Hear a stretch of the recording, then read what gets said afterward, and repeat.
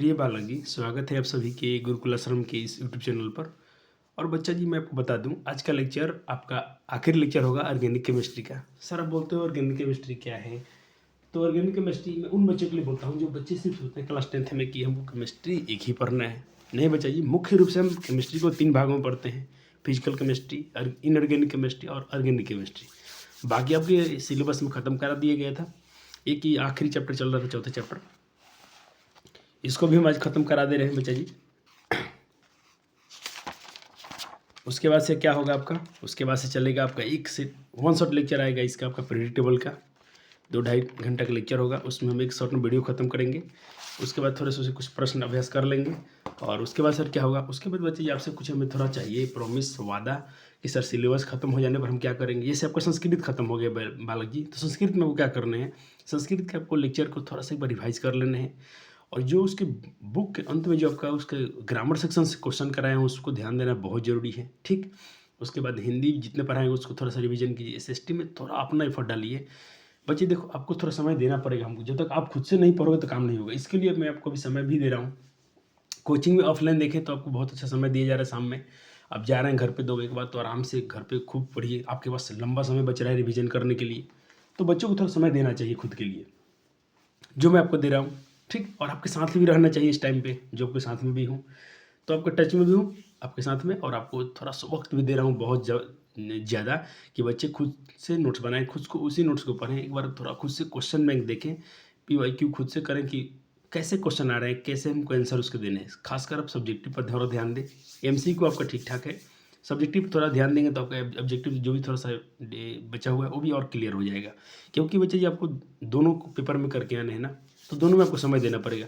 Sir subjective का कैसे करें? तो बच्चे सब्जेक्टिव का आप कभी कभी ऐसा कीजिए, कोई पेपर उठाइए और जितना क्वेश्चन बोलता है कि 15 क्वेश्चन को सॉल्व करना है इतने समय में, तो आप घर ही समय देकर उतने पेपर को सॉल्व कीजिए। लिख के आंसर लिखिए अपने खुद। आपका ईमानदारी होना चाहिए। आप खुद से उसका टाइम देख लें कि हमने कितना समय लेना है। मान लीजिए कि आपको लघुत्तरीय प्रश्न की बात कर रहा हूँ, अगर मैथ सॉल्व कर रहे हैं तो उसमें 15 क्वेश्चन सॉल्व करना है। तो 15 क्वेश्चन के लिए आप 30-35 मिनट ले लीजिएगा, काफ़ी है।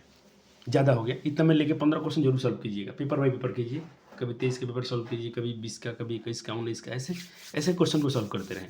इससे क्या होगा, आपको चैप्टर समराइज हो जाएंगे। सारे चैप्टर से क्वेश्चन जब बनाओगे ना बच्चे थोड़े थोड़े, तो आपको याद आ जाएंगे। सर क्वेश्चन नहीं याद आएगा तो जी थोड़ा उसको बाद में जाके अपने घर पे थोड़ा उसको अपने नोट्स में से देखना कि कहाँ आपसे मिस्टेक हो रहा है, क्वेश्चन आपसे क्यों नहीं बन रहा है। बाकी विषय में सर आपको याद क्यों नहीं रहा, तो उसको क्वेश्चन को लिख लिख कर प्रैक्टिस करें, ठीक। थोड़ा सा और मेरे साथ आपसे हम ये चाहते हैं, प्रॉमिस आपसे वादा चाहते हैं, इतना मेरे साथ वादा कर दीजिए।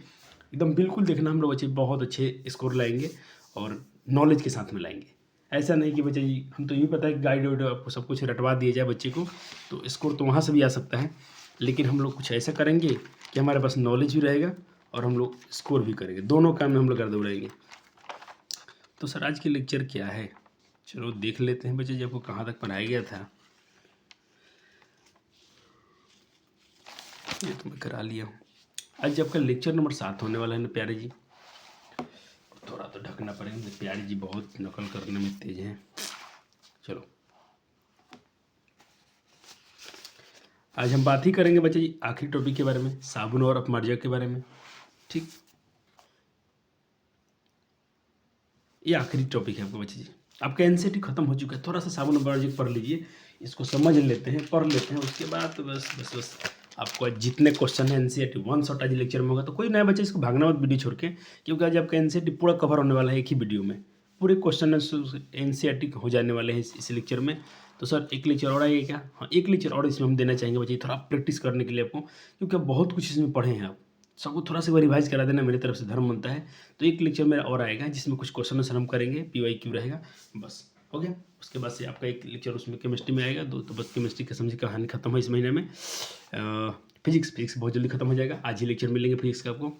तो फिजिक्स में भी समझिए कि आपका काम हो जाने वाला है जल्दी जल्दी। बायो भी आपका खत्म हो चुका है, सिर्फ छोटे छोटे चैप्टर बचे हैं, बहुत आसान जिसमें हम लोग पर्यावरण के बारे में पढ़ेंगे और उपभोक्ता के बारे में पढ़ेंगे। बहुत ईजी चैप्टर बचा हुआ है, यानी कहीं ना कहीं आपने अच्छे से चैप्टर को डील कर लिया अपने समय पर। दिसंबर में बच्चे जी अपने सारे, जब मैथ की बात करता हूँ, मैथ में भी बच्चे आपको अच्छे से चैप्टर को पढ़ा दिए गए, चाहे मेरा ऑनलाइन की बात हो चाहे मेरा ऑफलाइन की बात हो।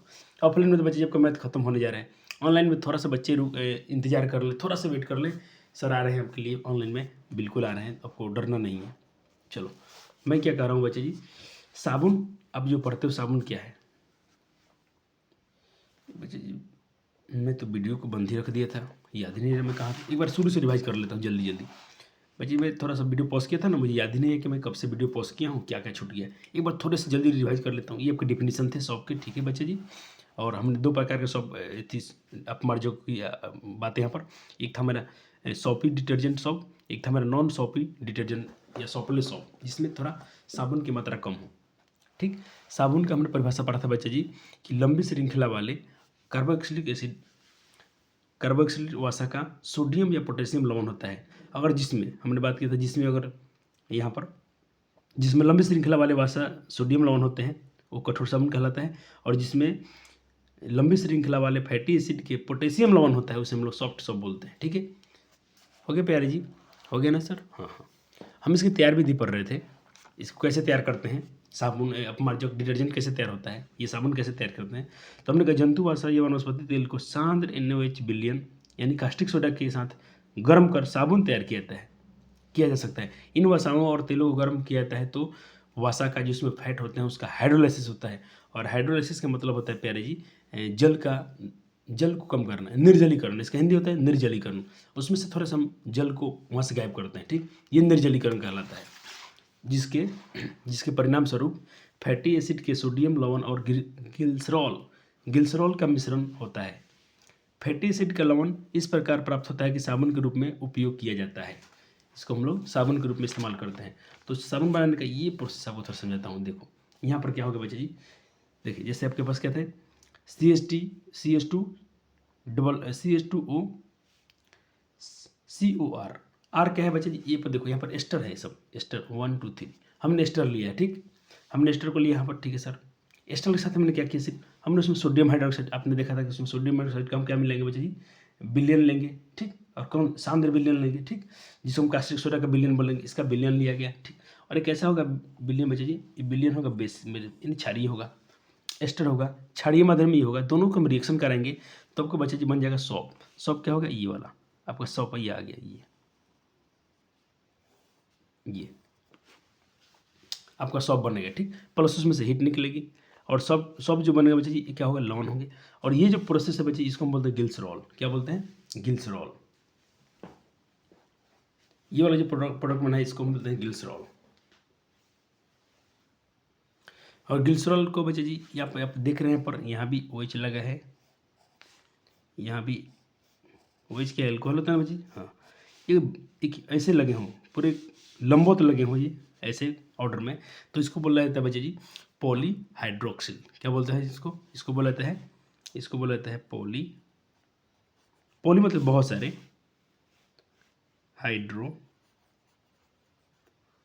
हाइड्रोक्सिल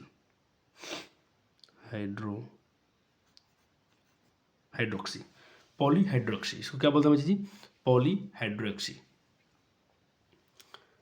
अब ये जो कंपाउंड बना बच्चे जी RCOONA, अब बोला था ना सोडियम का कार्बोक्सिलिक लवण है। ये साबुन क्या है, अपने पढ़ा था, ये लंबी श्रृंखला वाले, एक देखो आर के यहाँ बच्चे यहाँ पर एक लंबी श्रृंखला बनेगा, बहुत लंबे श्रृंखला बनता है साबुन बनने में, आपको कराया जाएगा आज आप देखेंगे। ये जो होता है आर लंबी श्रृंखला को दर्शा रहा है, आपको बताया था मैं लॉन्ग चेन को हम आर से लिखते हैं। और क्या है, सोडियम लवण है, सोडियम है, क्या है, सोडियम लवण है। ये पोटेशियम लवण, सोडियम वाला क्या होता है हार्ड सॉफ्ट होता है, और पोटेशियम यहाँ पर होता तो सॉफ्ट सॉफ्ट होता है। ठीक, तो आपको ये थोड़ा सा ये रिएक्शन आपको याद रखने बहुत इंपॉर्टेंट है, ये बहुत इंपॉर्टेंट है। इस रिएक्शन की बात करें बच्चे जी तो इसमें ये आपका IMP लिखता हूँ, बहुत इंपॉर्टेंट है। आपको कैसे करना है थोड़ा सा देख लीजिए। ठीक है, आपके NCERT में एक बार मैं चेक करना चाहूँगा। और देखो इसको खोल, अगर देखो इससे अगर आपको ऐसे याद करो तो ये और भयंकर हो जाएगा आपके लिए। देखो बाकी लोग ऐसे बुक आपको याद करवाएंगे बुक से। ठीक, यहाँ लिखेंगे CH2O CH2O, और ये लंबे ये बड़े चैन करके फिर सोडियम, फिर गिल्सरॉल बनाएंगे, फिर साबुन का ये सूत्र आपको याद करवाएंगे। हम इसका एग्जांपल लिखवा देते हैं नीचे, आपको चिंता मत कीजिए साबुन का। तो आपको ये वाला रिएक्शन कितना आसान रहेगा याद करना, आपके नंबर नहीं कटेंगे और आपको फुल मार्क्स मिलेंगे, क्योंकि आपको हर टीचर के द्वारा पढ़ाए गए नोट से, तो बिल्कुल आपको घबराना तो है ही नहीं है। एक हम कहना चाह रहे हैं कि आपको एक लफ्ज़ में भी आपको घबराने की जरूरत नहीं है।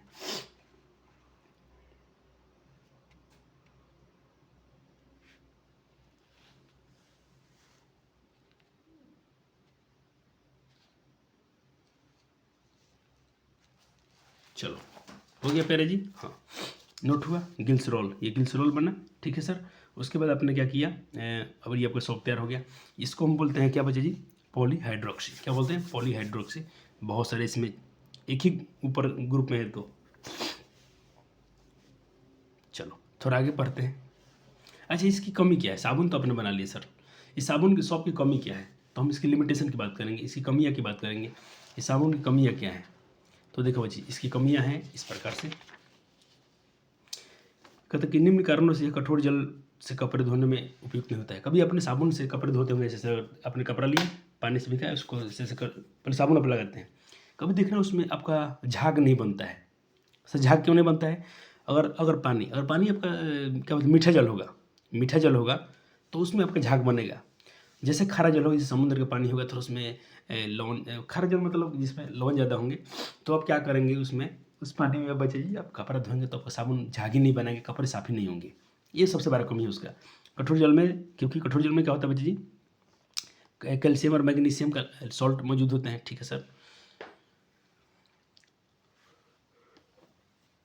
तो जब पानी में कठोर जल में जब साबुन कठोर जल में मिलाते हैं तो जल के कैल्शियम और मैग्नीशियम आयन साबुन के साथ अभिक्रिया करके फैटी एसिड के अघुलनशील बनाते हैं। फैटी एसिड के अघुलनशील कैल्शियम और मैग्नीशियम लवण बनाते हैं, जिसको हम लोग मैल कहते हैं। मैल एस्कॉम कहते हैं, एस्कॉम। ये बहुत इंपॉर्टेंट पेपर में पूछेगा आपसे, तो इसको आपको बिल्कुल इससे हूबहू लिख के आएंगे तो भी नंबर आपके नहीं कटेंगे। देखो कैसे बनाई गई है। अब खारा जल था, आपने उसमें खारे जल में क्या होता है, उसमें अपने पार के मैग्नीशियम और कैल्शियम का आयन होते हैं, ठीक है सर। जैसे उसमें आप कठोर जल मिलाएंगे, हो गया, इसमें आयन होते हैं और प्लस कठोर जल है ये। कठोर जल का डिफिनीशन क्या है, जिसमें ये आयन होते हैं। और कठोर जल में साबुन को मिलाने पर क्या होता है बच्ची, आपको बनता है पीपीटी। क्या बनता है बच्ची, पीपीटी। आपने जैसे इसको खारे जल में डाला तो उसमें आपको बनेगा अवक्षेप। अवक्षेप को हम लिखते हैं पीपीटी, पेरिसिपिट। अब इसका पूरा नाम क्या बच्ची, पेरिसिपिट। पेरिसिपिट। साबुन को कठोर जल में मिलाएंगे तो उसके आयन के कारण अभिक्रिया करके अब एक अवक्षेप बनेगा, उजला अवक्षेप बनेगा। कैसा, उजला अवक्षेप बनेगा, व्हाइट एस्कम बनेगा, जिसको हम लोग मैल कहते हैं। तो खारे जल में साबुन कपड़ा नहीं साफ करता है, उल्टा मैल बनाता है और मैले पैदा हो जाता है, तो कोई कपड़े साफ नहीं होंगे उसमें बच्चे जी। तो और दूसरा, सब कठोर जल के साथ कैल्शियम और मैग्नीशियम लवण के अघुलनशील अवक्षेप बनता है, जो धोए जा रहे कपड़े पर चिपक जाते हैं। इसीलिए साबुन की अत्यधिक खपत होती है और इसके बाद कपड़े साफ भी नहीं होते हैं। तो इसके लिए देखते हैं सब लोग सर्फ इस्तेमाल ज़्यादा करते हैं। सर्फ एक्सेल कोई भी ब्रांड लाओ, आपकी मर्जी है, काम तो अच्छा ही करेगा। साफ करने की क्षमता में इंटरफेयर करता है, इससे वो अच्छे से कपड़ा साफ नहीं कर पाते हैं और जिससे साबुन की प्रक्रिया कठिन हो जाती है, जिससे सफाई की प्रक्रिया कठिन हो जाती है। अपन क्या सीखा, कैल्शियम और मैग्नीशियम आयन के जो थे वो बन के क्या बनाते हैं, एक अवक्षेप बनाते हैं, जिसको हम लोग मैल कहते हैं। मैल एस्कॉम बनाता है। कैसे मैल होता है, वाइट एस्कॉम बनता है, जो कपड़े की साफ करने में बाधा डालता है, इंटरफेस पैदा करता है, इंटरफेयर करता है, यानी बाधा डालता है सफाई की प्रक्रिया में। तो सर क्या है उसका इलाज है, उसका इलाज है सरफ लाइए, कोई ब्रांड का लाइए, सरफ ही होता है। इसकी खासियत क्या है, तो सर इसकी खासियत है कि साबुन अपमार्जक को साबुन रहित साबुन यानी सॉपलेस सॉप कहते हैं। ये संश्लेषित अपमार्जक यानी इसको सिंथेटिक डिटर्जेंट के रूप में भी जाना जाता है। यह एक संश्लित अपमार्जक कहते एक संश्लित अपमार्जक लंबी श्रृंखला वाले, संश्लित अपमार्जक जो होता है एक लंबी श्रृंखला वाला, एक लॉन्ग चेन वाला बेंजीन सल्फोनिक अम्ल का सोडियम लवण या लंबी श्रृंखला वाले एल्काइल हाइड्रोजन सल्फेट का लवण होता है। ठीक, लंबा श्रृंखला वाला कुछ ऐसा। तो यहाँ पर मैं आपको 2-3 एग्जाम्पल दिखाने वाला हूँ अपमार्जक के, याद रखिएगा इनका नाम। आपके बुक में भी कुछ कुछ नाम दिए गए हैं, मैं इसके लिखवा देता हूँ, समझा देता हूँ। जैसे इसमें एक नाम दिया है ये वाला, आपके एक बुक से मैं दिखा रहा हूँ। एक होता है सोडियम स्टेट और एक होता है सोडियम पामेटेट। ठीक, ये 2-3, एक होता है सोडियम ओलिएट, ऐसा कुछ नाम दिए हैं। ये एग्जाम्पल वाले, इसको थोड़ा कभी कभी आप याद कर सकते हो। ये हो गया डिटर्जेंट के, साबुन के एग्जाम्पल, एक ये हो गए। ठीक, ये हो गया, ये कुछ एग्जाम्पल का नाम दिए हैं साबुन वाले का।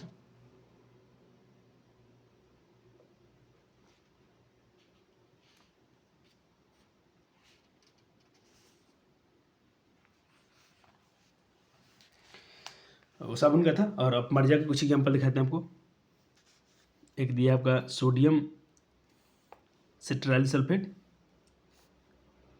और मैं भी नोट्स में लिख के लाया हूँ आपको, इसलिए दिखाता हूँ, थोड़ा इसको रीड कर लीजिएगा। इसको रीड कर लेंगे आप, थोड़ा अच्छा रहेगा।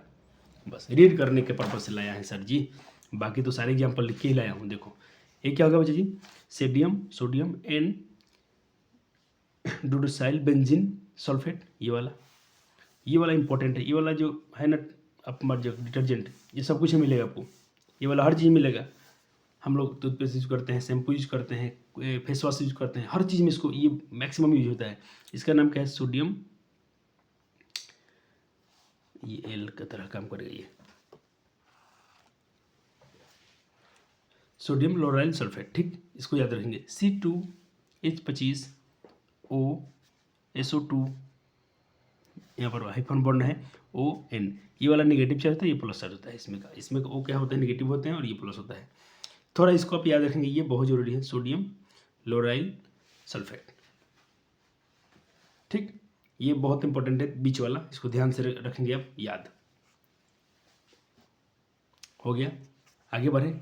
आपने 3 देखा, ये वाला, एक ये भी है तीसरा वाला।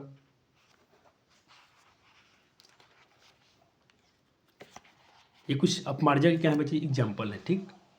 चलो अब देखो, थोड़ा आपको अब समझाते हैं इसकी प्रोसेस, इसके मैकेनिज्म, साबुन के बारे में एकदम जम के। देखो मैंने कहा साबुन जो होता है बच्चे, जिसमें सोडियम या पोटेशियम लॉन्ग का लॉन्ग चेन कार्बोक्सिलिक एसिड होता है। सॉप क्या होता है, व्हाट इज सॉप, तो कहेगा sodium and potassium salt of long chain carboxylic acid या फैटी एसिड। उस कार्बोक्सिलिक का फैटी एसिड होंगे, वो अम्ल के लंबे श्रृंखला वाले, पोटेशियम में सोडियम लॉन होता है, सॉल्ट होता है। हाँ सर, इसको तो डिफिनेशन 2-3 बार पढ़ लिए, याद भी हो गया। चलो अब देखो, साबुन में 2 भाग होते हैं बच्चे, साबुन के 2 भाग। मैं एक रेड कलर से दिखाया हूँ गोल वाले सिरे को। मैंने कहा मान लीजिए ये गोल सिरा है, साबुन के ऐसे कुछ भाग होते हैं, एक तो ऐसे गोल हो गया, और उसकी जिग ऐसा में जिग पेन उसके एक चैन होते हैं, बड़ी लंबी चैन होते हैं साबुन के, ये होता है जिग ऐसे, और एक सिरा होता है, ये वाला सिरा होता है आयनिक भाग, ये होता है हाइड्रोकार्बनिक भाग। आयनिक भाग मतलब इसमें बच्चे जी या तो सोडियम होगा या तो पोटेशियम होगा। तो इसको मैं दिखाया हूँ, सोडियम या पोटेशियम आयनिक पार्ट, और ये वाला जो पार्ट है जिग इसको बोलते हैं long chain fatty acid carbon chain है। हाँ सर, या इसको हम देखो, अब इसके 2 भाग, बच्चा जी इतना मस्त पढ़ा दिया जाएगा ना, भूलना चाहो तो भूलना मुश्किल है। देखो साबुन कपड़ा साफ कैसे करता है, जो इसका ये वाला भाग होता है ना बच्चे, ये होता है हाइड्रोफोबिक मतलब डरना, भागना। ये पानी को देख के भागता है, साबुन है कहीं सा, ये वाला पानी को देख के डरता है, जल विरागी है, ठीक है सर।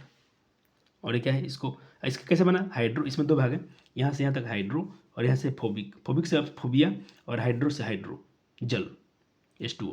तो जल, फोबिया में डरना, जल से डरना, जल को देख के भागने वाला हाइड्रो। ये क्या है, हाइड्रो, यहाँ से यहाँ तक हाइड्रोकार्बनिक भाग है। हाँ सर, ये वाला आयनिक पार्ट है, जल रागी है, इसको जल से लव है, इसको बोलते हैं, देखो हाइड्रो मतलब जल, अब फिलिक मतलब लविंग, जल से लव करने वाला, अट्रैक्शन, जल से अट्रैक्ट होने वाले, ये जल को देखकर चला जाना चाहता है, और ये पूछवा भागना चाहता है। अच्छा भाई, कैसा स्थिति हो गई है, एक चीज़ है, कोई एक इंसान है वाला, इसको मतलब इतना दूर जल बहुत भा रहा है, और मैं यहाँ तक मार्क लगा रहा हूँ, यहाँ तक, ये नाखून की इधर तक, इधर को जल को बस पसंद है, और ये वाला जल को नहीं चाहता, और एक ही हिस्सा है शरीर के, तो इस शरीर को तो बड़ा मुश्किल होता होगा आगे भागना। हाँ सर, देखो इसको बोलते हैं पोलर भाग, ये वाला पार्ट जो होता है पोलर होता है, जो जल में क्या होता है बच्चे जी, डिजल्व होना जाएगा, घुल जाएगा, ठीक है सर।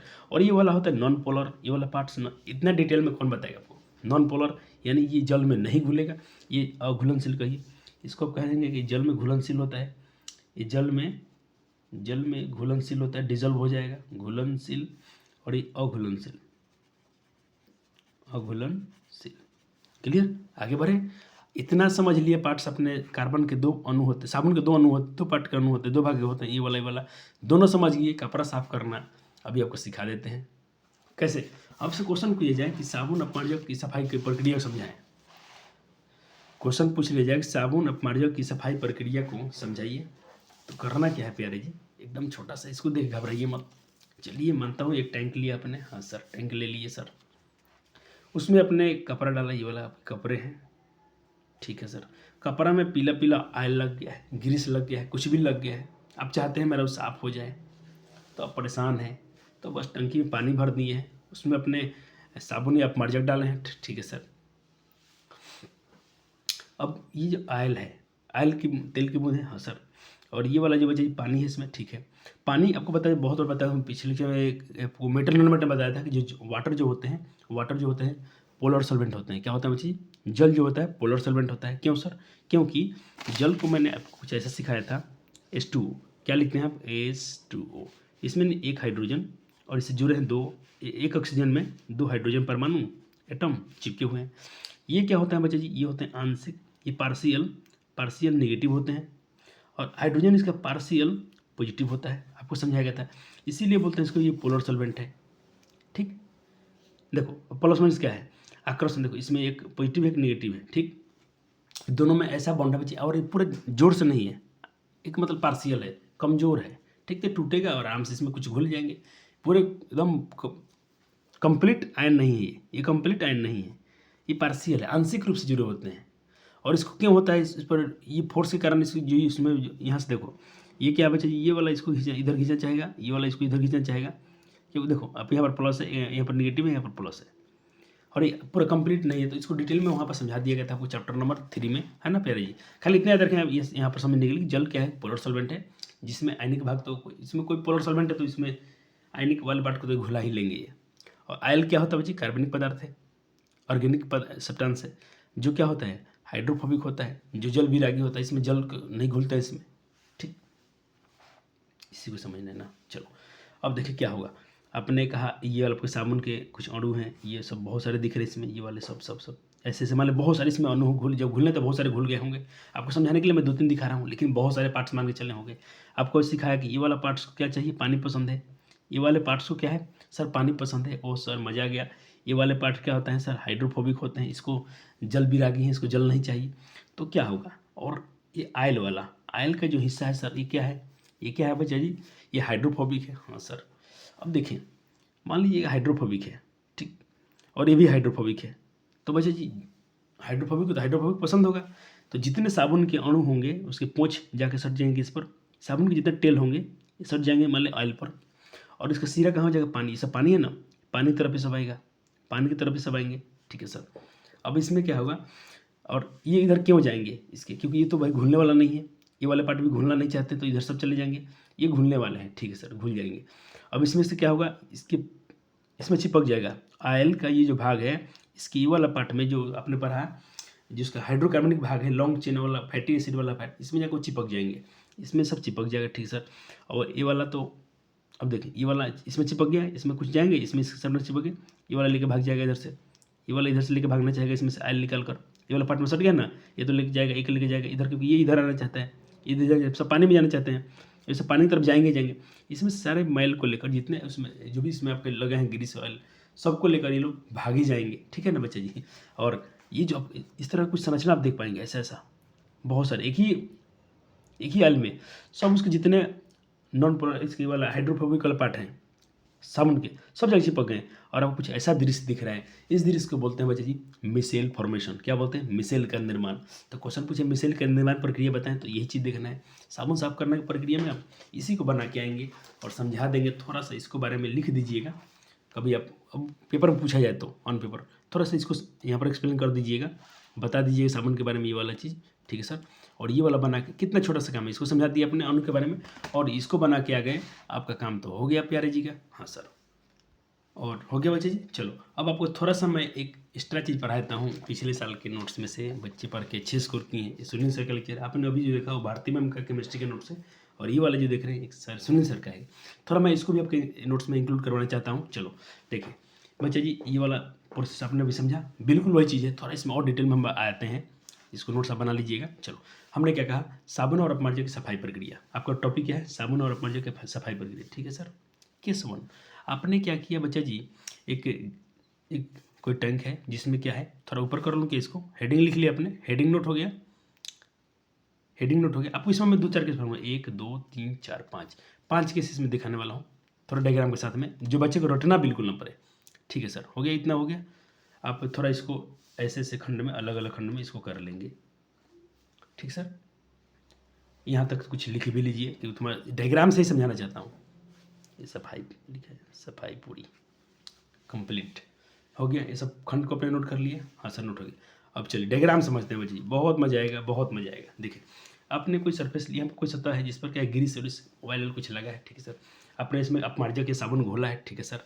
आपने तो पढ़ लिया है कि उसके जो ये वाला पार्ट एनी पार्ट क्या होते हैं, वो हाइड्रोफिलिक होते हैं, और ये वाला क्या होता है, हाइड्रोफोबिक होता है, ठीक है सर। और ग्रीस क्या है बच्चे, मैंने बताया कि ये भी तो हाइड्रोफोबिक है, ये भी जल में घुलेगा नहीं। तो जितने इसमें साबुन के अणु आएंगे, बाकी सिर्फ उधर भागेगा, जल की तरफ जाएगा, लेकिन उसके जो भी साबुन का अणु का जो पिछला हिस्सा है, ये वाला हिस्सा, इसमें टच करेगा, टच किया, क्योंकि भाई हाइड्रोफोबिक को हाइड्रोफोबिक पसंद है, इसको जल पसंद है, ये जल की तरफ मुँह रखेगा। इसके टेल होंगे ग्रीस पे आके चिपकेंगे, थोड़ा सा चिपके, ठीक है, ये वाला आगे चिपका। फिर जो ये साबुन के जितने अणु थे ये सब आगे चिपकना शुरू किए, आगे सब चिपका, सबका पूंछ इधर हो गया, सबके टेल इस पर आगे चिपक गए, सबका टेल ग्रीस पर आगे चिपक गया। हाँ सर, अब देखें, और इनको ये सिर, इनके जो सर है, सर ये किसको खींच रहा है बच्चे जी, ये तो खींच रहा है अपने उसको पानी की तरफ, ऊपर जाना चाहते हैं, जाएंगे ही जाएंगे, तो जाएंगे, ठीक है सर, जा रहे हैं। अब सबने जोर लगाया, एक साथ सब जा रहे हैं, तो देखो गिरिश महाराज को इतना उठा लिया है कि नहीं, उठा लिया सब। हाँ, अब इतना बल, इतने इसमें अणु आ गए, सब एक साथ में इतने आ गए कि इसको हल्के से छोटे छोटे इसके पार्ट को लेके जाने लगे, लेके चले गए ऊपर, पूरा पानी में जाके लेके चले गए ऊपर, पानी के ऊपर। देखते लास्ट में आ जाते ऐसे मारते सर, एक बार मारेगी बरस ऐसे, सब कचरे बाहर। देखो इक्कीस से, क्योंकि सारा जो कचरा था बच्ची साबुन का आयन ऊपर लेके आ गए हैं, कपड़े से ऊपर। मान लीजिए मेरा कोई कपड़ा है, इसमें जितना कचरा है ना सब ऊपर आ गया है, ऊपर आ गया। अब खाली सब ब्रश करेंगे साबुन, सर्फ साबुन लेने के बाद सब बाहर, सब बाहर। आपको इतना ही कपड़ा ऐसे दे देना, एक बार प्रेस किया, ये तो ऊपर सब बेचारा लेके आइए गया था, हमारे सब पानी से लेने चल जाएगा, लेने चल गया, बाहर निकल गया, बाहर निकल गया। अंत में देखें आपका क्या हो गया, पूरा कंप्लीट सफाई हो गया सर। बहुत मज़ा आ गया सर जी, बहुत फील आ रहा है सर जी। हाँ बिल्कुल, बोला भी गया था आपसे कि आपको ये इतने मस्त समझ में आएंगे, फिर कहेंगे आप। हाँ चलो, अब देखें यहाँ बच्चे, हमने बता दिया था, ये मान लीजिए कि साबुन के आयन है, ये वाला पार्ट्स, ये वाला पार्ट्स, ये तो टेल हो गया ना उसका, टेल लंबी हाइड्रोकार्बन, चलो पूछ हो गया। ये वाला भाग क्या होता है बच्ची, मैंने बताया था, ये हाइड्रोफिलिक होता है, आयनिक पोलर होते हैं, इसे लिखवा दिया हूँ। और ये क्या वाला भाग होता है बच्ची, हाइड्रोफोबिक होते हैं, हाइड्रोकार्बन भाग है ये, इसको हाइड्रोफोबिक बोलेंगे। ये हाइड्रोकार्बन भाग है, ये आयनिक भाग है, ये नॉन पोलर होते हैं, ये पोलर होते हैं, ये नहीं, ये जल की तरफ घुलने वाले होते हैं, ठीक है सर। अब मिसेल का निर्माण, तो अभी ये उसी को बोलते हैं ना, मिसेल का निर्माण था, उसको आप यहाँ से भी एक बार अच्छे से बना लीजिए। मिसेल का निर्माण आपके बुक में भी दिया है, बहुत इंपॉर्टेंट है, इसको भी आप ऐड कर लें अपने नोट्स में, कोई बात नहीं, बच्चा मेरा 2 बार बना लिया। ये मिसेल फॉर्मेशन है, बहुत बार पेपर में आया हुआ है, मिसेल का निर्माण बताएं। अब तो आप समझ गए ना भाई, तेल की बूंद है, इसका ये वाला पार्ट जाके इसमें टच करेगा, और ये वाले सब ऊपर जल की तरफ जाएंगे, तो इस तरह एक जो स्ट्रक्चर तैयार होता है, इसको बोलते हैं मिसेल फॉर्मेशन। हो गया, हो गया। फिर यहाँ पर सब प्लस आयन, यहाँ पर प्लस चार्ज दिखाया गया, जो कोई दिख ना रहा हो, येलो कलर में इसलिए नहीं दिख रहा होगा, थोड़ा मैं इसको ये कर देता हूँ,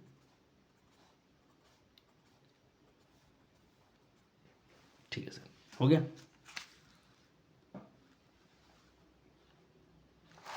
चलो थोड़ा सा और इसके थोड़ा कंपेयर कर लेते हैं, साबुन की तुलना में अपमार्जक के फायदे क्या हैं।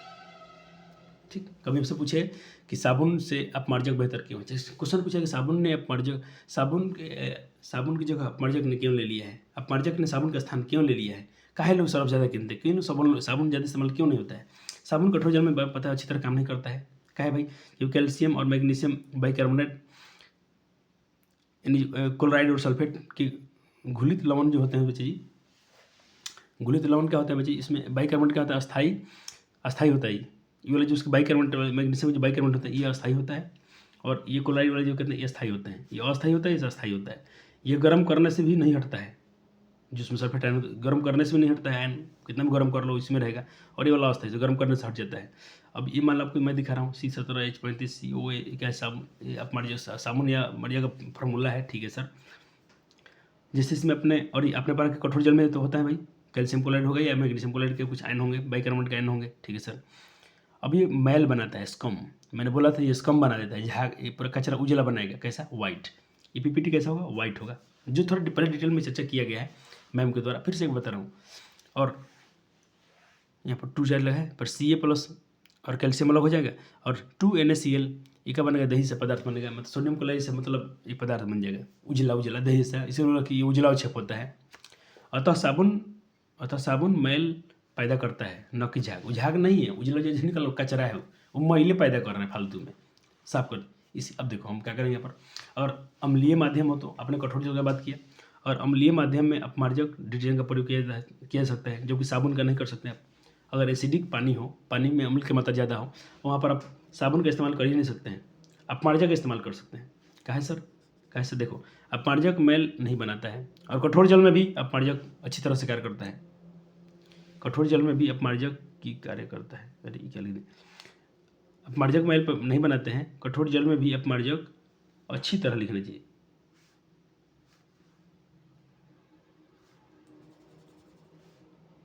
अच्छी तरह कार्य करते हैं। ठीक है बच्चे जी। सर ऊन वाला कपड़ा, ठंडी के दिन आ गया, हम लोग पहन नहीं, सब पहनने के नहीं, तो क्या सर इसमें हम साबुन सर्फ डाल देंगे? ना ना भाई, देखो इसमें क्या है, हम ऊनी कपड़ा में क्या होगा, ऊल क्लॉथ जो होंगे, ऊलन क्लॉथ जो होंगे, ये अम्लीय रंजक का साबुन मुक्त कर्ब, इसमें हम लोग कौन सा देखते हैं, इसमें आप दूसरा कुछ मिलाते हैं, आप इजी लाते हैं, इजी सर्फ। सर उसमें क्या खासियत है, वो क्या होता है, अम्लीय रंजक होता है, मुक्त कार्बोक्सिलिक अम्ल बनाकर चिपक जाता है, और साबुन कार्य का तो हम बंद हो जाएगा। अपमार्जक मुक्त सल्फोनिक अम्ल के कारण अच्छी सफाई करता है। एक पर तो भाई बिल्कुल साबुन से साफ मत करनी, साबुन साफ नहीं होगा कपड़ा वाला, ऊन वाला। ठीक सर, चलो अब और क्या अंतर है, और दूसरा चीज़ कि साबुन जो होता है बच्चा जी, साबुन जो होता है बच्चा जी बायोग्रेडेबल होते हैं, जबकि अपमार्जक नहीं होता है। यह बैक्टीरिया को तोड़ देता है, क्योंकि यह हाइड्रोजन की सीधी श्रृंखला होती है।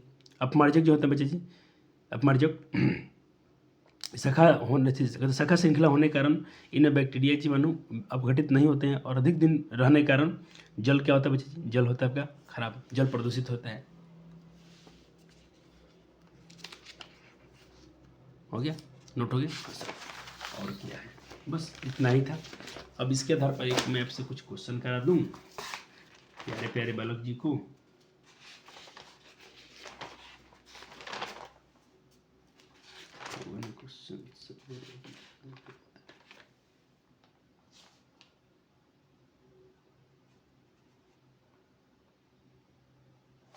चलो आएगा तो। अब बच्चे जी आपका टेस्ट शुरू है, चैप्टर खत्म। आइए अब से प्रैक्टिस और क्वेश्चन आंसर। चलो आपके एनसीईआरटी से ही शुरू करता हूँ, आपके एनसीईआरटी से ही शायद शुरू होगा। ये क्वेश्चन देख लेते हैं, मिला लेते हैं। चलो ये वाला क्वेश्चन है ना, इथेन का आणविक सूत्र C2H6 है, इसमें कितने बॉन्ड है? अरे भाई एल्केन का फॉर्मूला क्या था, एल्केन का ट्रिक क्या था निकालने का? सर एल्केन वाला ट्रिक था कि कार्बन प्लस हाइड्रोजन के परमाणु जोड़ के उसमें से कम कर लेना है। तो कितने कार्बन है? 2, अच्छा 8 में से गया 7। वो सर ट्रिक तो बहुत सुपर है आपका, ट्रिक तो बहुत सुपर है आपका, सुपर है। चलो यहाँ पूछा रहा कि ब्यूटेनॉन का क्रियात्मक समूह क्या है? अरे भाई ब्यूटेनॉन ये थोड़ी हिंदी में गलती लिखते हैं, ब्यूटेनॉन लिखना चाहिए, ऑन ब्यूटेनॉन कीटोन है ना, कीटोन। अरे सर इसी में नाम में आंसर है। हो गया सर, अभ्यास से क्वेश्चन कराए जा रहे हैं आपके एक्सरसाइज काम शुरू हो गया है। ये वाला क्वेश्चन तो मैं करा दिया था शायद 3 नंबर। खाना बनाते समय बर्तन की तली जो काली पर, इसका मतलब क्या है? ईंधन पूरी तरह से नहीं जल रहा है। याद आया क्या बच्चा जी? हाँ सर। चलो आइए अब सवाल। अब कह रहा है कि CH3Cl में अबंध का निर्माण का उपयोग कर सहसंयोजक अबंध का प्रकृति समझाइए। चलो समझा देते हैं। सब क्वेश्चन का मार्क लगाइए। 4था नंबर क्वेश्चन है आपका अभ्यास का। चलो देखिए ये क्वेश्चन है आपका, पहले क्या बोला? CH3Cl, ठीक है सर। तो इसमें आपको जो भी बताया हूँ सर, अंदर किसको रखना है जिसकी संख्या कम हो। तो C कार्बन है, हाइड्रोजन 3, क्लोरीन 1, ठीक है सर। तो कार्बन का बीच में रखते हैं, इसमें 4 बैलेंस होता है, और क्लोरीन की कितना बचे? इसमें हाइड्रोजन 3 है, तो हाइड्रोजन 3 लगा दिए सर, 1 2 3। क्लोरीन है तो क्लोरीन चिपका दीजिए, कोई दिक्कत नहीं सर। ये तो आपको आता है बच्चे जी, ये तो आपको आता है, अच्छे से आता है। ये आप इलेक्ट्रॉन बिंदु सर बहुत मस्त बनाते हो जी। क्लोरीन के बाद में कितने इलेक्ट्रॉन? 7, ठीक है सर। हाइड्रोजन में 1, हाइड्रोजन में कार्बन में 4, ये 7 है, तो एक इससे मिले तो 8 बन गया ऑक्टेट पूरा इसका। इसमें क्या होगा बच्चे? इसकी वैलेंसी कितना होगी? 8 इलेक्ट्रॉन, तो इसमें हो गया ऑक्टेट पूरा। हाइड्रोजन को 2 चाहिए, डबलेट पूरा करने 2 चाहिए, एक और इससे शेयर कर लिया तो इसके डबलेट पूरा। इस कार्बन का 8 चाहिए तो उस समय से एक ले लिया, इसके भी ऑक्टेट पूरा। इसमें सब कितना हो रहा है? इसमें 1 पेयर इलेक्ट्रॉन की शेयरिंग हो रही है, इसीलिए क्या कहेंगे? इसमें सिंगल बॉन्ड है। कैसा है बच्चे? इसमें सिंगल बॉन्ड है। कैसे बॉन्ड है? सिंगल बॉन्ड है। क्यों? क्योंकि इसमें 1 इलेक्ट्रॉन की शेयर हो रही है, 1 पेयर ऑफ इलेक्ट्रॉन की आपस में साझेदारी की गई है, इसीलिए हो गया ये सिंगल बॉन्ड हो गया। चलो सर जी अब बोला था उसका, अब अगला प्रश्न है, इलेक्ट्रॉन बिंदु संरचना सूत्र बनाइए। इलेक्ट्रॉन डॉट संरचना सूत्र बनाइए प्यारे जी। पहला है इथेनोइक एसिड। चलो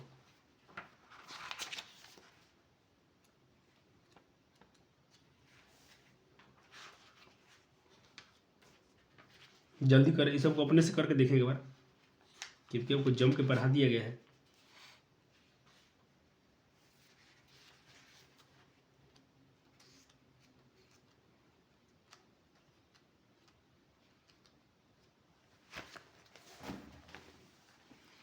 चलो हो गया।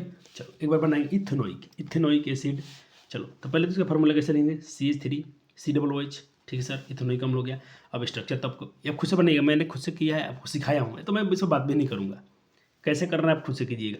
कार्बन जिसकी संख्या कम अंदर रखिए, कार्बन अपने अंदर रखा, पहले कार्बन देखो C2, 2 C है, 2 C।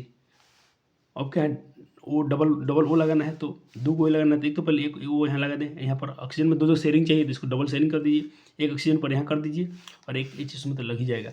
बाकी सबका ऑक्टेट पूरा कर दीजिए, आपका काम हो गया।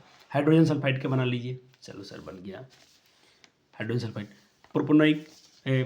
प्रोपेनोन का बनाइए, प्रोपेनोन 1 2 3, और कीटोन है तो बचे जी ऑन, तो डबल मोन C तो बीच में लगता है भी, याद रखिएगा।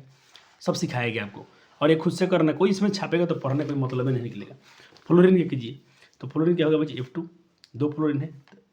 फ्लोरीन के बाहर कक्षम कितने इलेक्ट्रॉन, देखो 3 3 6 7 7 है, एक ही का शेयरिंग करेगा, तो वन पेयर ऑफ इलेक्ट्रॉन की शेयरिंग हो जाती है। यहाँ पे क्या होगा, सिंगल बॉन्ड होगा। यहाँ भी कैसे बॉन्ड होंगे, सिंगल बॉन्ड होंगे। चलो अब आपसे क्वेश्चन किए जा रहे हैं, पर प्रश्न संख्या 6 है। 4 तो करा दिए, 5 भी करा दिया, करते चल, कोई मत बोलना बच्चे कि आपको नहीं कराएगा आपके NCERT। 6 नंबर क्वेश्चन नोट कीजिए एक बार अपने बुक से। क्वेश्चन तो आप यहीं से नोट कीजिए। समझाती श्रेणी क्या है, उदाहरण देकर समझिए। इसको बच्चे आप खुद से करोगे ना तो बहुत बेहतर होगा, लेकिन एक बार मैं तो यहाँ वीडियो अपना आया हूँ पूरा करने। आपका मन बनता है कि एक बार अपने नोट्स में से जाकर उसको तुरंत पढ़ लें, या रिविजन तो कर ही लीजिएगा। चलो इसके मैं 2 आंसर लिखवाने वाला हूँ, एक तो पेपर में कैसे लिख के आना है, और एक तो आपको जैसे पढ़ाया गया था सारी चीज़ें याद दिलाता हूँ। आप समझाती श्रेणी में क्या लिख रहे थे बच्चे जी, क्या पढ़ रहे थे कि समझाती श्रेणी यौगिक का एक श्रेणी होता है जिसमें फंक्शनल ग्रुप तो सेम होता है, रासायनिक गुण भी समान रहता है, लेकिन भौतिक गुण क्या होती है बच्चे, अलग डिफरेंट होती है। और 2 लगातार सदस्यों के बीच कितना का अंतर होता है, CH2 का अंतर होता है।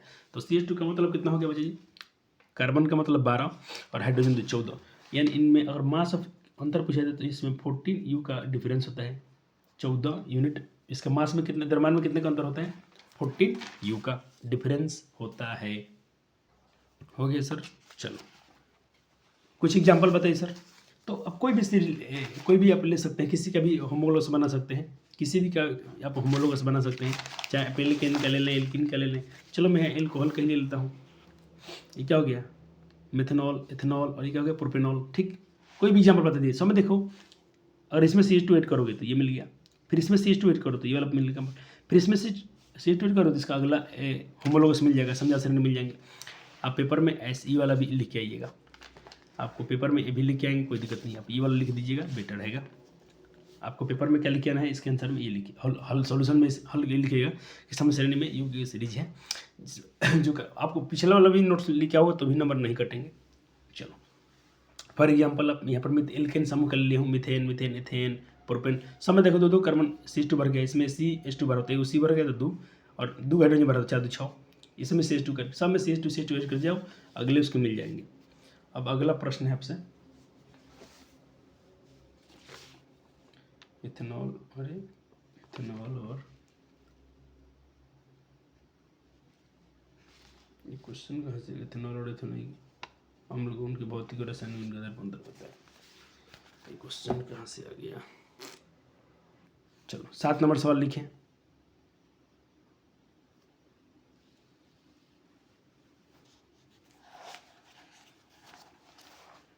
7 नंबर लिखिए जल्दी से।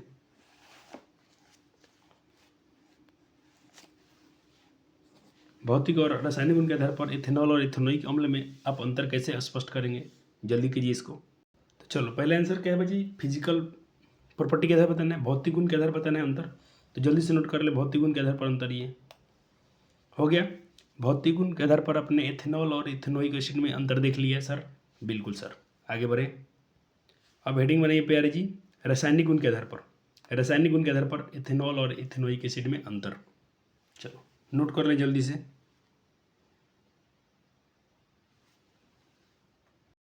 चलो 8 नंबर क्वेश्चन,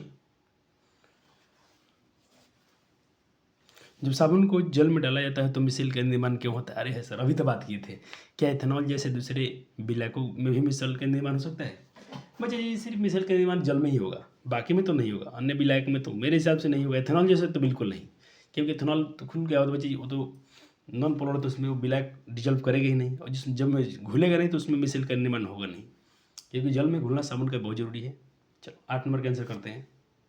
तो उसके आंसर तो बिल्कुल आप खुद से लिख सकते थे बच्चे, अभी जस्ट पढ़ाया गया था, अभी जस्ट थोड़ी देर पहले पढ़ाया हूँ। तो जब साबुन को जल में घुराते हैं तो भाई मिसेल का निर्माण होता है, क्योंकि साबुन के अणु के 2 भाग होते हैं, एक उज्ज्वल पार्ट्स होता है क्या है, हाइड्रोफिलिक होता है, और एक वाला हाइड्रोफोबिक होता है। ओके प्यारे जी, और आपको एक छोटा सा डायग्राम मिसेल का निर्माण दिखा देना है, तो अभी तो मिसेल का चित्र दिखाया था, फिर से दिखा ही देते हैं, काहे दिक्कत है। चलो हो गया, और इसको बोलते हैं भाई पार्शियल नेगेटिव, और एक ऑक्सीजन जो होता है पार्शियल नेगेटिव और पार्शियल पॉजिटिव। ओके, पार्शियल मतलब आंशिक रूप से, पूरा जम के नहीं। और यहाँ पे एक डायग्राम बनाना है, ये आपको लिखना नहीं है, मैं अपने हिसाब से लिखा हूँ कि आपको चित्र बनवाना था, तो ये वाला डायग्राम दिखाता हूँ, मिसेल का निर्माण दिखा दीजिए वहाँ पर। हो गया, चलो आगे बढ़ते हैं सर। क्वेश्चन नंबर 9, क्वेश्चन 9 करने से पहले जी आपने चित्र बना दिया, तो आपको ये भी तो बताना था ना एल्कोहल वाला, तो एल्कोहल का बता दीजिए। तो जबकि कहेंगे आप, जबकि एल्कोहल में जो होता है उसका नॉन पोलर सॉल्वेंट होता है, जिसमें साबुन के आयनिक भाग नहीं घुलेंगे, अतः मिसेल का निर्माण नहीं होगा। चलो 9 नंबर क्वेश्चन एक बार इंग्लिश में लिखिए, तो क्वेश्चन को पहली बार थोड़ा अच्छा लगे आपको नोट्स, एक बार इंग्लिश में लिखिए, हिंदी में दिखवा देता हूँ। Why are carbon its compound used as fuel, इसको हम लोग ईंधन के रूप में क्यों इस्तेमाल करते हैं बच्चा जी, बताइए। 9 नंबर सवाल, कार्बन और इसके यौगिकों का उपयोग अधिकतर अनुप्रयोग ईंधन के रूप में किया जाता है, क्यों, क्या है भाई, क्या मसला है? चलो 9 नंबर का आंसर देख लेते हैं प्यारे जी। चलो जल्दी से लिख ले एक बार आंसर इसका, ये छोटे छोटे प्रश्न खुद से कर लेने चाहिए, लेकिन करा देते हैं, तुम नाक नाक मत करना बाद में। चलो एक बार 10 नंबर क्वेश्चन, कठोर जल में साबुन को ट्रीट करने पर झाग नहीं बनता है, क्यों? झाग कैसे बनता है बताइए। अरे भाई कठोर जल में तो भाई साबुन से झाग नहीं बन रहा था, वही तो चीज़ लिखना है, अभी तो आप जस्ट पढ़े हो, क्वेश्चन वही है। Explain the formation of scum when hard water is treat, so उसमें झाग क्यों बनता है, थी मैल क्यों बनता है, तो वही सब प्रोसेस जो आप वही पढ़ के आए हो लिख दो प्यारे जी, कोई दिक्कत नहीं है। चलो हो गया 10 नंबर सर, हो गया सर। समझा क्यों नहीं है, अभी जस्ट 2 मिनट पहले समझाए थे, 10 मिनट पहले समझाया हूँ, फिर क्या समझाना, उसी को लिख दीजिए, ये तो आप खुद से करना था, आपके परिश्रम को आसान किया गया यहाँ पर। यदि आप लाल लिटमस पत्र, कोई लिटमस पत्र लाल हो या नीला हो, साबुन में कैसे जांच करेंगे, और क्या क्या होगा उसका परीक्षण, आपको 2 पेपर दिया गया तो बाबू जी 11 नंबर का आंसर हो जाएगा ये वाला। हम जानते हैं कि भाई साबुन क्या होता है जी, उसकी प्रकृति क्या होती है, क्षारीय होती है, और क्षार आप पढ़े थे, क्षार जो देखो अम्ल क्या करता है और नीला को लाल करता है, क्षार क्या करता है, लाल को नीला करता है, तो क्षार जो होगा लाल लिटमस पत्र को नीला कर देगा, जबकि नीला लिटमस पत्र उसका कोई प्रभाव नहीं पड़ेगा, क्योंकि साबुन का जो नेचर होता है बेसिक होता है, क्षारीय होता है। 12 नंबर इंपॉर्टेंट है, हाइड्रोजनीकरण क्या है, हाइड्रोजिनेशन याद है आपको, आपको 2 चीज़ पढ़ा था, हाइड्रोजिनेशन और आपको पढ़ा था वहाँ पर हेलोजिनेशन, याद है गया सर, अब तो पूरा पढ़ा दिए थे, फिर भी सर को बच्चे हैं तो बिल्कुल आंसर लिखवाया जाएगा। चलो फिर से 12 नंबर प्रश्न आपने लिख लिया था, सर ने के जगह नहीं था, समय नहीं था, सर ने नहीं लिखा है, आपके लिए आया है, आंसर सिर्फ तैयार है। असंदीप हाइड्रोकार्बन और में पोलेडियम या निकल की उपस्थिति में उसमें अगर हाइड्रोजन का ऐड कराते हैं, और क्यों, क्योंकि अनसेचुरेटेड हाइड्रोकार्बन है किसमें बदल जाएगा, सेचुरेटेड हाइड्रोकार्बन बदल जाएगा। सर आप इंग्लिश क्यों बोलते हो, मैं बोला हूँ बच्चा जी, आप जितना इंग्लिश जानते हो उसका आप इंग्लिश पेपर में यूज कीजिएगा, इसका थोड़ा कोस्ट में आपका नोट्स, आपके जो आंसर शीट होंगे बहुत सुंदर दिखेंगे, आपको अच्छे मार्क्स मिलेंगे। साइंस में आपको ये काम करना है, साइंस और मैथ में आप जितना इंग्लिश इस्तेमाल कीजिएगा, साइंस में खासकर आपके लिए बहुत बेहतर होगा, करना है बच्चा जी, करना है। जैसे कुछ आप इसके एग्जांपल बता दीजिए, हाइड्रोजन जोड़ना है, मैंने बताया था, कोई एग्जांपल लीजिए, जैसे आपके बुक वाला ही ले लिया हूँ, इसको आप एक ब्रेक टूटेगा, क्योंकि सर मैंने कैटलिस्ट मिला है यहाँ पर निकल, अब यहाँ पर हाइड्रोजन भी इसके टूट जाएंगे 2, तो एक वाला जैसे टूटेगा तो इसका वैलेंसी फ्री हो गया है कि इसमें भी चाहिए, इसको भी चाहिए, तो ये वाला H इसमें आ गया और ये वाला H इसमें आ गया। सर क्या शानदार था, आपने बहुत अच्छे से पढ़ाया था वहाँ पर। इसका यूज पूछा है तो वही आप जानते डालडा बनाने में हम लोग कर रहे थे, हम लोग वनस्पति तेल से डालडा बनाने में कर रहे थे। हाँ सर बिल्कुल आसान था। चलो 13 नंबर प्रश्न देखते हैं, 13 नंबर प्रश्न कर लेते हैं। दिए गए, अच्छा इसमें सब तो आप आसानी से कर सकते हो। दिए गए हाइड्रोकार्बन में बताइए किसमें का संकलन अभिक्रिया होगा। संकलन मतलब बात कर रहे हैं आपसे एडिशन अभिक्रिया की बात कर रहे हैं। सर एडिशन रिएक्शन किसका होता है, जल्दी सोचो। एडिशन रिएक्शन किसका होता है, जल्दी सोचो। ओहो चलो, कुछ बच्चे ने सोचा होगा सैचुरेटेड हाइड्रोकार्बन का होता है और किसी बच्चे ने सोचा होगा अनसैचुरेटेड हाइड्रोकार्बन का होता है। तो जिन जिन बच्चों ने सोचा है अनसैचुरेटेड हाइड्रोकार्बन का होता है एडिशन रिएक्शन, अच्छे बच्चे हैं। तो सर इसमें अनसैचुरेटेड कौन कौन होगा, तो असंतृप्त बिंदु होता है एल्केन, एल्किन है एल्काइन। देखो दो चार दो छः एल्केन है, इसका नहीं होगा, इसका नहीं होगा। एडिशन रिएक्शन इसका नहीं होगा। 3 दूनी 6 6 2 8 इसका भी नहीं होगा। 3 2 6 ये एल्किन है, इसका हो जाएगा। 2 दूनी 4 4 में से 2 क्या 2, इसका भी हो जाएगा।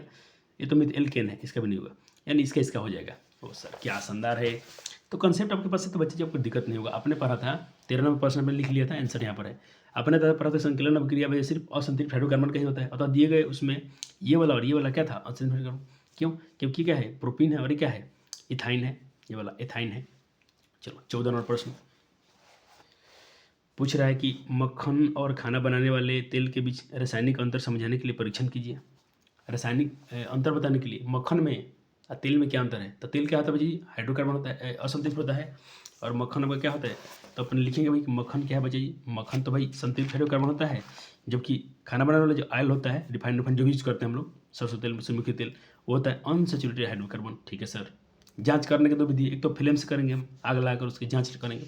आग लगाएंगे बच्चे जी, जैसे उसका आग पूरा नहीं जलेगा, आपको पढ़ाया गया था, तो क्या है, सैचुरेटेड है। आग जलाएंगे अगर साफ साफ जलेगा नीला फ्लेम में तो सैचुरेटेड है, और नहीं जलेगा तो अनसैचुरेटेड है। और काला काला थोड़ा उसमें आपको जो कटखा लगता है ना, काली काली, बोला। संकलन अभिक्रिया से भी इसकी जांच हो जाएगा। संकलन किसका होता है सिर्फ, तो असंतृप्त हल वाले का होता है।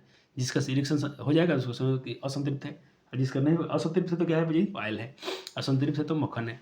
एक ब्रोमीन जल्दोरा भी आप कर सकते हैं।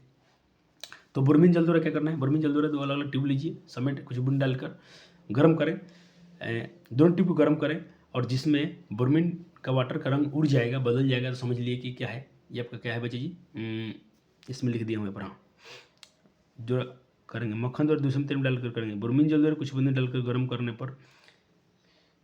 करने पर तेल जो होगा, तेल वाला जो ट्यूब होगा, तेल क्या है बच्चे बताया हूँ, तेल वाला असंतृप्त है। तेल वाला ट्यूब की ब्रोमीन का जो कलर होगा वो उड़ जाएगा, इसलिए समझ लीजिए कि जिसमें ब्रोमीन का कलर उड़ गया वो क्या है अपना बच्चे जी, वो आपका है असंतृप्त हाइड्रोकार्बन है। ठीक, अतः तेल क्या है, असंतृप्त हाइड्रोकार्बन है, और दही वाला मक्खन क्या आपका संतृप्त हाइड्रोकार्बन है। अभ्यास का आखिरी क्वेश्चन है, साबुन की सफाई प्रक्रिया समझाइए। तो ये तो मत कहो हमसे, अभी जस्ट समझा के आया हूँ, इसको आप जरूर लिख के आइएगा पेपर में, ऑन पेपर लिख के आइएगा। साबुन की सफाई प्रक्रिया आपका हो जाएगा। मैं लिख दिया हूँ कि नोट्स से इसको कर लें। तो अभी आपने लिखा था ना, 2 बार दिखाया हूँ, एक बार सुनील सवाल दिखाते हैं और एक भारती मैम का दिखाया हूँ। दोनों में से कोई भी आप करके आए, आपको नंबर तो मिलना ही मिलना है। कुछ बच्चे रो रहे हैं कि नहीं सर कर ही दीजिए, नहीं तो हम नाक से सर्दी हो जाएगा। तो उनके लिए मैं कुछ दिखाता हूँ, है कि नहीं मेरे पास, देख लेते हैं। फिर भी मैं बोलूँगा नोट्स आपका अच्छा रहेगा। क्या इसमें एनसीईआरटी सॉल्यूशन से क्या दिखाया जाए आपको,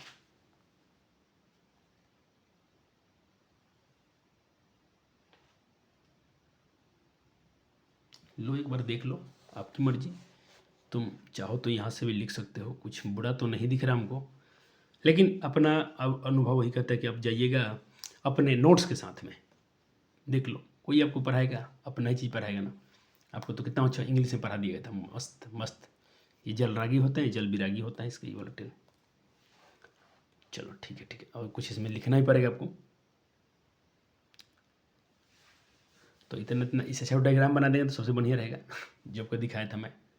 चलो हो गया प्यारी जी, देख लिया अपने, मन भर गया।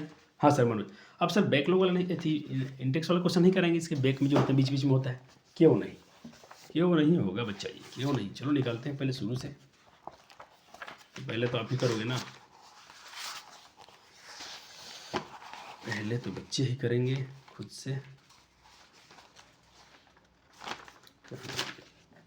चलो यहाँ से शुरू, चलो क्वेश्चन नंबर 1 कीजिए, जल्दी से नोट कीजिए और बनाइए, पहले खुद से कर लीजिए, आपको पढ़ाया गया है, आपको बबुआ जी पढ़ा दिया गया है।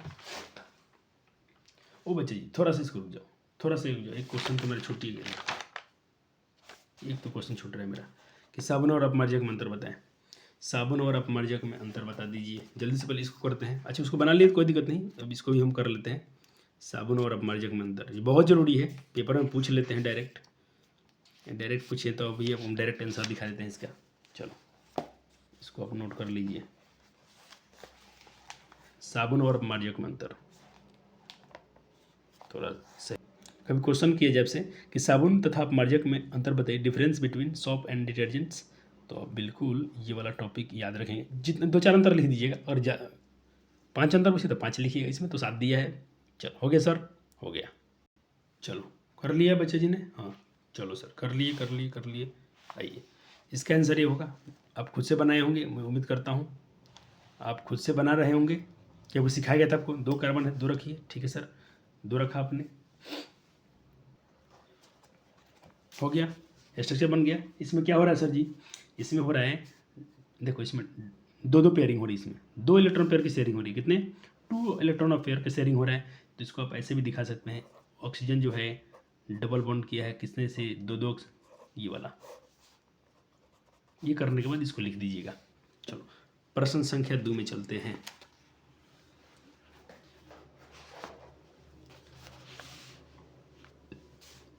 इम्पोर्टेंट है ये वाला, इम्पोर्टेंट है 2 वाला, आपको थोड़ा हिंट्स दे दिया है, आप कर सकते हैं। सल्फर के 8 इलेक्ट्रॉन वाला, चलो हो गया।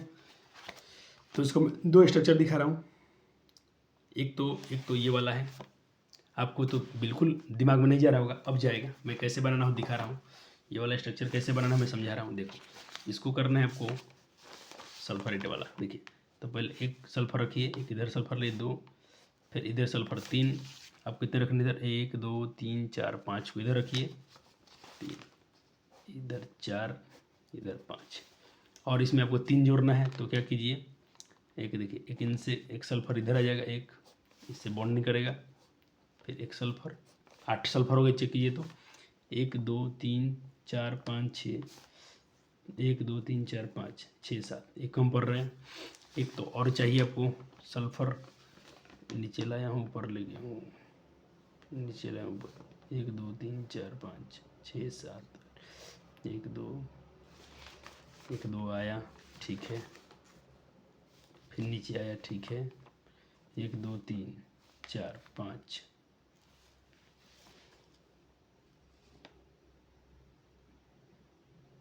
इसके ऊपर एक और जाना चाहिए था, मैं इसी को डबल कर दिया हूँ, इसके ऊपर एक और जाएंगे इधर, ऐसे ये वाला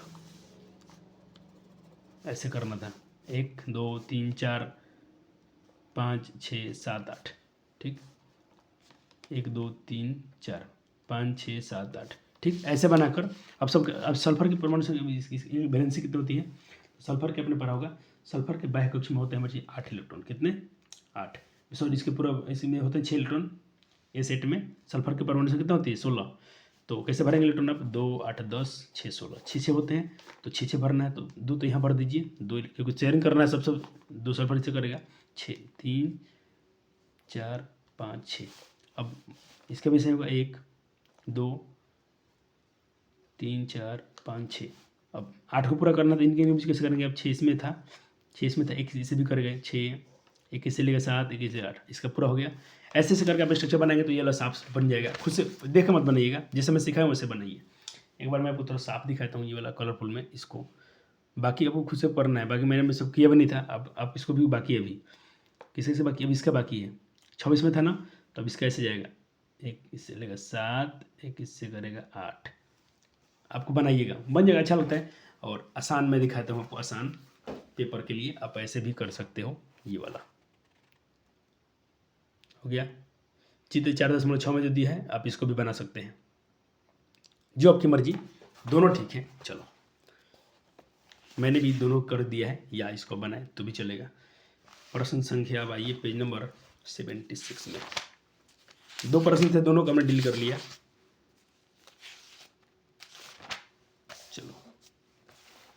ये सारे प्रश्न तो खुद से करने चाहिए बच्चा जी लोग को, क्योंकि जितने क्वेश्चन आ रहे हैं आप क्वेश्चन आपको कराए गए हैं सब। पेंटेन के लिए आप कितने संरचनाओं संभव है चित्रण कीजिए। तो पेंटेन के लिए आप कितने बना सकते हैं, चलो बना के देखते हैं। तो पेंटेन क्वेश्चन आपने लिख लिया था, हाँ। तो पेंटेन के लिए हम बना था 3 बना सकते हैं। एक ये बात नॉर्मल पेंटेन, एक अपने एक ब्रांच यहाँ से हटाकर यहाँ लाया तो इसको आइसोब्यूट पेंटेन, और अपने इसमें 2 कार्बन किस प्रकार की एक 2 3 रखा, और चौथा ब्रांच और पाँचों को दोनों ब्रांच करते 5। सर कहोगे सर क्या मैं दोनों को इसमें से इधर ला दूँ तो फिर से वही तो बनेगा।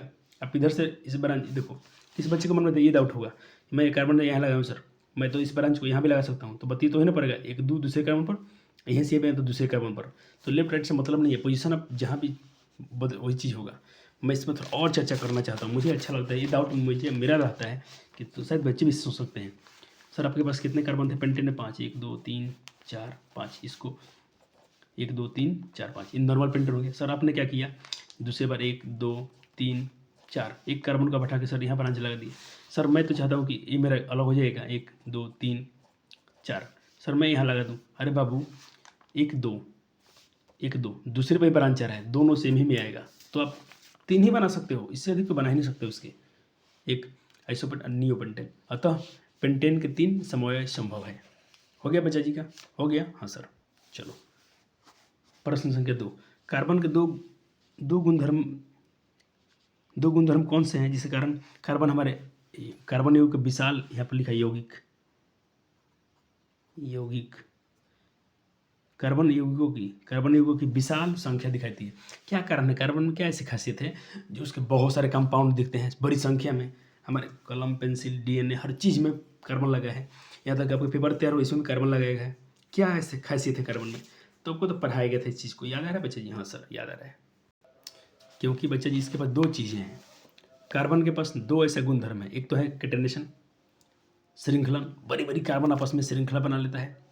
दूसरा बच्चा जी लिखना है आपको इसको, दूसरा कि उसके टेट्रावैलेंसी 4 की बॉन्ड उसकी शेयरिंग होती है, इसीलिए बड़ी संख्या में बनाते हैं। चलो तीसरा क्वेश्चन है कि साइक्लोपेंटेन का सूत्र तथा इसके इलेक्ट्रॉनिक संरचना सूत्र लिखें। अरे भाई साइक्लोपेंटेन का सूत्र क्या है बच्चा जी, यही होता है ना C5H10। सर कैसे C5H10, साइक्लो मतलब मैं बताता था जी साइक्लिक और साइक्लो में आपको अंतर समझाया। उसमें एक था सिर्फ सिंगल बॉन्ड होगा, साइकिल तो बनेगा सिंगल बॉन्ड है तो ये साइक्लो है, ठीक। अगर बेंजीन में क्या था, बेंजीन में साइकिल इसमें अल्टरनेट था, यहाँ सिंगल बॉन्ड तो डबल बॉन्ड, फिर सिंगल बॉन्ड डबल बॉन्ड, तो वो बेंजीन में चला गया था, याद आ रहा है ना आपको? हाँ सर।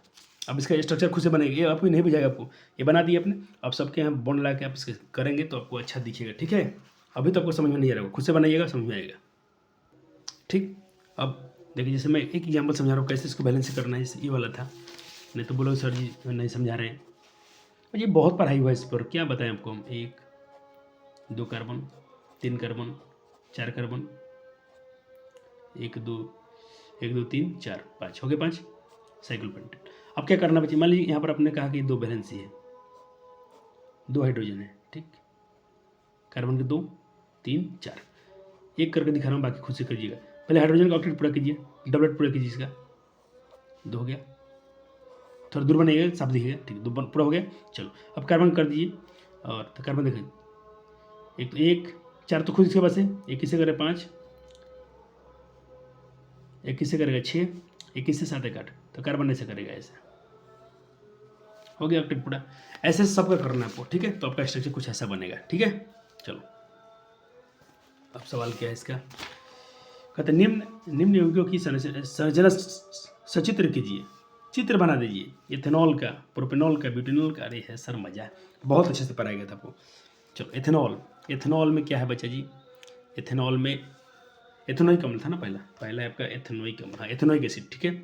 इथ मतलब 2 कार्बन, ओइक एसिड में सर, ओइक एसिड मतलब COOH, तो COOH, सर मजा आ गया सर, सिखाया गया था, प्यारे जी को बहुत अच्छे से सिखाया गया है।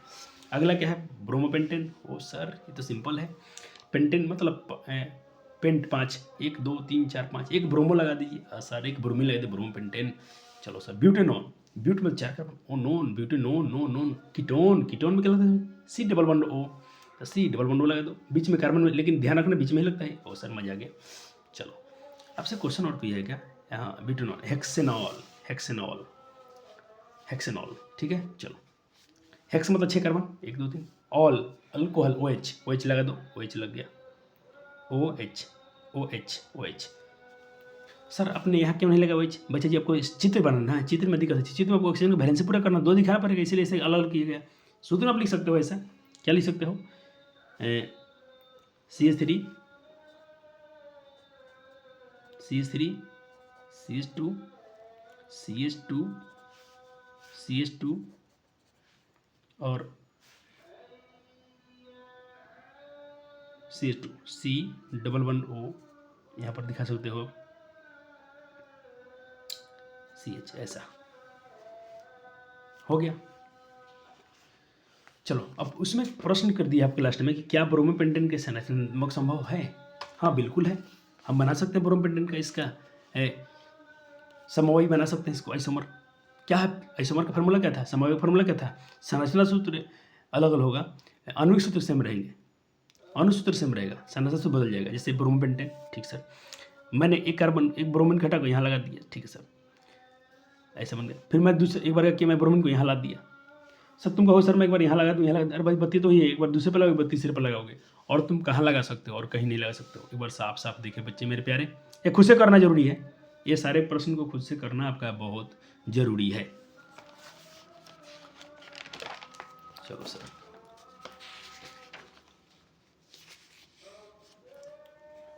चलो अब आपका प्रश्न आ गया इधर से, यहाँ प्रश्न है बच्चे जी एथेनॉल। अच्छा और क्वेश्चन है किसमें? और क्वेश्चन? अरे सर छूट रहा है, ये बबुल छूट रहा है, लो 5 वाला छूट ही रहा है। चलो एक खुद से करो, क्लास में और ऑफलाइन कराया गया था, एक बार मिला लें आप लोग। चलो एक बच्चे उसमें उस दिन थोड़ा ऑफलाइन में एक बार एरर हुआ था, एक क्वेश्चन गलत था शायद, ये वाला मिस्टेक हुआ था, इसको आप सही कर लेंगे। चलो तो पहला वाला तो बिल्कुल सबको जानता है कि 1 2 कार्बन है, तो इथ ब्रोमीन लगा तो ब्रोमो इथेन, सर मजा आ गया, सिंगल बॉन्ड था। इसमें देखें 1 कार्बन है तो मिथ, हाँ सर, ओ एच लगा है ना, ओ एच तो ऑल, मिथेनॉल। क्या है? मिथेनॉल ना, इसमें ओ एच नहीं लगा है, इसमें लगा है बच्चे जी C double O, C H O, इसमें लगा है क्या है? देखो सी, एक तो मिथेन में गया सी, ठीक है सर, एक कार्बन मिथ, देखो इसमें क्या लगा है? H O, C H O, क्या लगा इसमें? सी एच ओ, तो ये क्या है? एल्डिहाइड, एल्डिहाइड में क्या लगता है? अल, क्या लगता है? अल, तो मिथेनॉल क्या हो गया? मिथेनॉल। ये क्या हो गया बच्ची? मिथेनॉल। अब इसके हिंदी वाले ऐसे लिखते हैं मेथेनॉल, नैल, मिथेनॉल, ब्रोमेथेन, एक हो गया, एक मिथेनॉल, एक हेक्साइन। हेक्साइन तो आपने खुद से किया था बच्चे, हेक्साइन को सिर्फ बच्चा, इसमें कितने कार्बन है? 6 है क्या? 1 2 3 4 5 6, 6 तो हेक्साइन ही होगा, मैं पेंटाइन लिख दिया हूँ। एक सेकेंड, एक सेकेंड,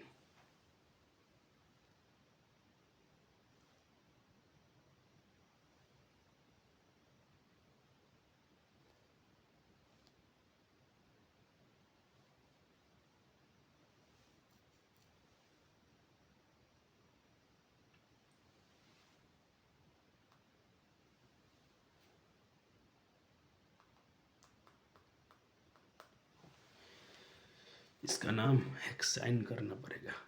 और मैं तो कैमरा चालू ही छोड़ दिया हूँ। चलो इसको थोड़ा नाम चेंज करते हैं बच्चे, इसको आप हेक्साइन करना है आपको। 6 कार्बन है ना, 1 2 3 4 5 6, मैं 5 ही गिन लिया होगा शायद गलती में, तो ये तब का हो गया हेक्स। ट्रिपल बॉन्ड है तो आइन, हेक्साइन हो गया प्यारे जी, हेक्साइन। चलो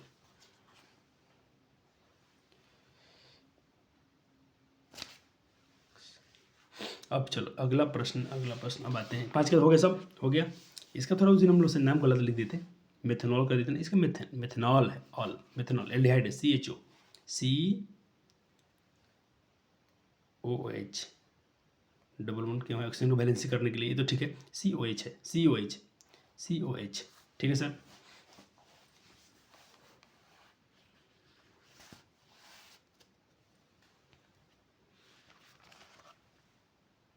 चलिए ये प्रश्न देखिए, एथेनॉल से एथेनोइक अम्ल में परिवर्तन को ऑक्सीकरण अभिक्रिया कहते हैं।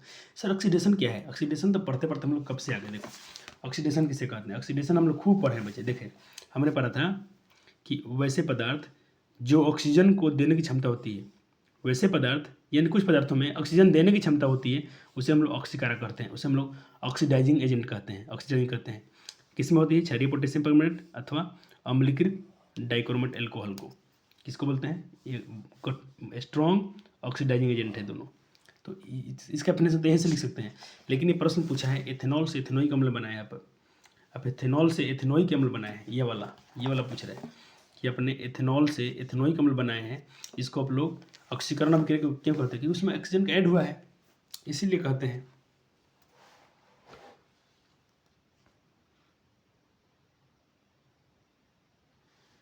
तो ये रहा उसका आंसर।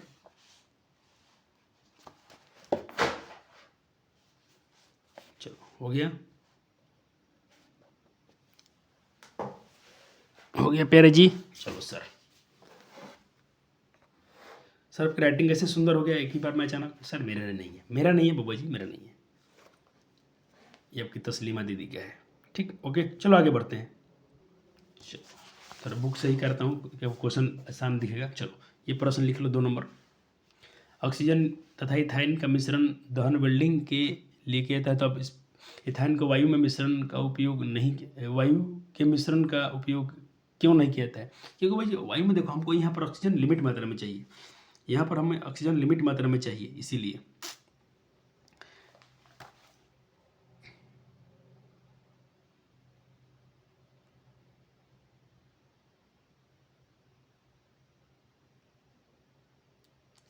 तो उसका आंसर आप यहाँ से लिख लें, अच्छा रहेगा, ये वाला।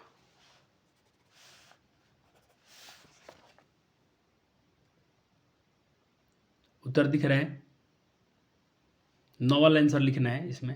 हो गया सर। चलो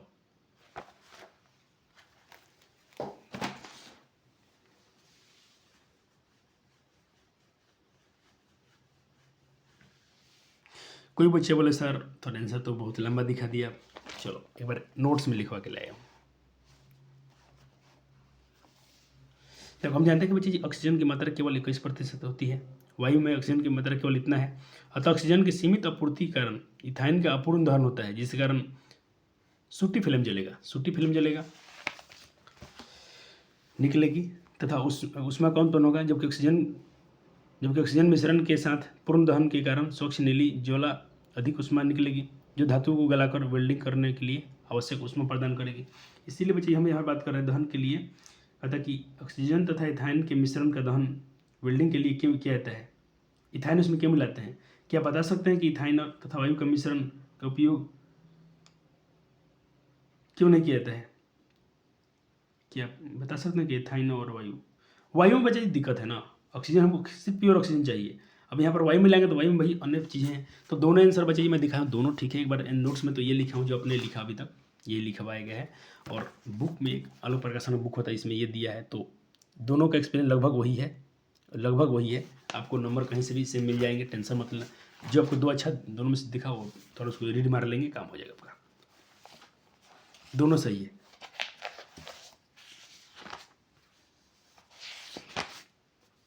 चलो आपसे क्वेश्चन कर रहे हैं यहाँ पर कि एक प्रयोग द्वारा एल्कोहल एवं कार्बोक्सिलिक एसिड में अंतर कैसे अंतर स्पष्ट करेंगे? एक यूज करना, कोई प्रयोग से बताना आपको।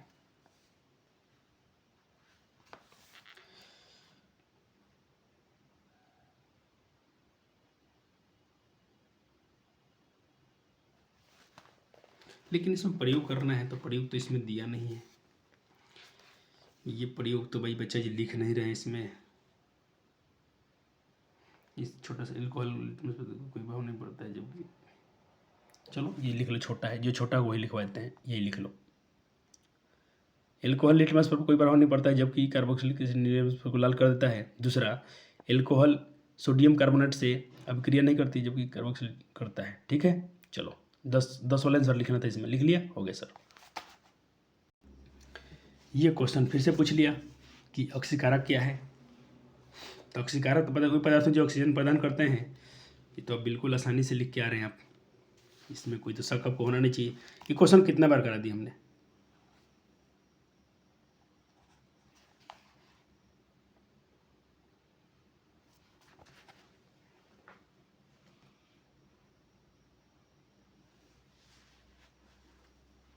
चलो ये वाला लिखना है, ऑक्सीकारक क्या है? तो आंसर बिल्कुल लिख दीजिएगा। ऑक्सीकारक वे पदार्थ होते हैं भाई जो ऑक्सीडाइजिंग एजेंट, वो पदार्थ होते हैं जो ऑक्सीजन प्रदान करते हैं, हाइड्रोजन हटाकर उपचयित करते हैं, जैसे कि जैसे अम्लीय माध्यम में ये होना चाहिए, और क्षारीय माध्यम में आपका पोटेशियम KMnO4 होना चाहिए। ये ऑक्सीकारक है। जो इथेनॉल से आप जैसे इसका इथेनॉल से भी क्रिया करा के चाहेंगे तो आप इसको इथेनॉल को ऑक्सीजन प्रदान कर इसे इथेनॉल बनाते हैं, इथेनोइक अम्ल बनाते हैं। ठीक है, हाँ, डायरेक्ट एसिड में इसको चेंज कर देते हैं। आप रिएक्शन दिखाना चाहें तो ये वाला लिख सकते हैं, ये वाला रिएक्शन दिखा सकते हैं। रिएक्शन दिखाना है तो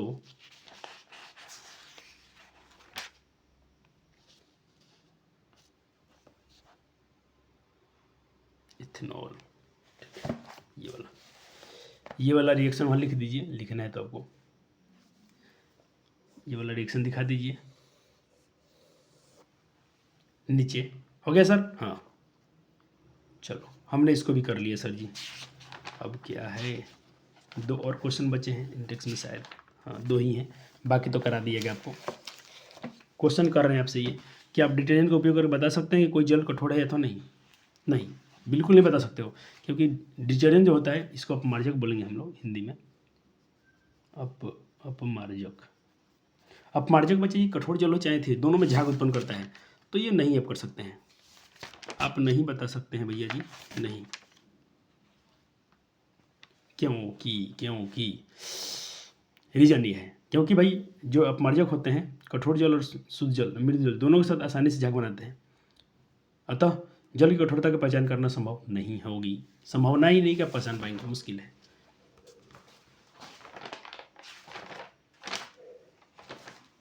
चलो अब आपसे प्रश्न पूछे जा रहे हैं कि भाई लोग विभिन्न प्रकार के कपड़े धोते हैं, अलग अलग कपड़े धोते हैं। सामान्यतः साबुन लगाकर धोने के बाद कपड़े को पत्थर पर पटकते हैं, ठीक है, डंडे से पीटते हैं, ब्रश वगैरह करते हैं, वॉशिंग मशीन में कपड़े रगड़े जाते हैं। कपड़ा साफ करने के लिए उसे रगड़ने की आवश्यकता क्यों होती है? अच्छा, ये जरूरी है। देखो बच्चे जी, मैंने आपको मिसेल फॉर्मेशन में क्या दिखाया था, जो मान लीजिए कि ये तो है कचरा लेके ऊपर जा रहे हैं, लेकिन ऊपर ताग है तो उसको एक बार तो ऐसे रगड़ना जरूरी है ना, कि ताकि उसमें मैल आसानी से निकल जाए, ताकि उसमें का मैल क्या हो जाए, बाहर चले जाए, है कि नहीं? चलो समझा देना आंसर में ये एग्जामिनर साहब को, और पूछे तो, लेकिन इतने लंबे चौड़े कहानी से नहीं पूछेंगे वो लोग, पूछ ले तो कोई बात नहीं। हो गया, क्वेश्चन तो आपने लिख ही लिया था, ये आंसर सीट रहा। तो अब क्या सर जी, अब तो कुछ नहीं है, बच्चे को यहाँ से मैं दूंगा। आज के लेक्चर में लिया, लेक्चर नंबर क्या था, 6, लेक्चर नंबर 7 आपका यहाँ से आएगा और वो आखिरी होगा, मतलब आपका चैप्टर खत्म है बच्चे जी। मैं चाहूँ तो यहाँ से लेक्चर नहीं दूँ तो भी काम चल जाएगा, लेकिन मैम ने बोला है कि लेक्चर तो हम तो पढ़ाएंगे भाई, क्योंकि जो उतना आपको वहाँ से नोट्स मिलेगा तो यहाँ दिया जाएगा।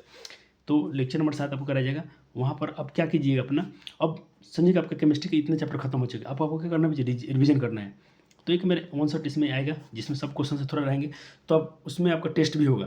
तो अब क्या कीजिएगा, पूरे चैप्टर को एक बार रिवीजन कर लीजिएगा शुरू से जहाँ तक, इस खासकर इसका कार्बन और उसके कंपाउंड ये को कर लीजिएगा, और बाकी चैप्टर को थोड़ा ध्यान दें, रिवीजन करें। आप एक ही चैप्टर बच रहा है अब इसके आगे, वो करा देंगे, टेंशन नहीं लेना है। ओके, चलो मिलते हैं अगले वीडियो में। वीडियो कैसा लगा जरूर बताइएगा। Love you so much, take care, अपना ख्याल रखिए, धन्यवाद, शुक्रिया। वीडियो जरूर पसंद हो तो इसको जरूर लाइक और कमेंट शेयर कर देना। ऑफलाइन के बच्चे भी बहुत अब नहीं करते हैं लाइक शेयर, पता नहीं क्यों। एक लाइक तो सबको करना चाहिए कम से कम। चलो ठीक है, धन्यवाद, शुक्रिया।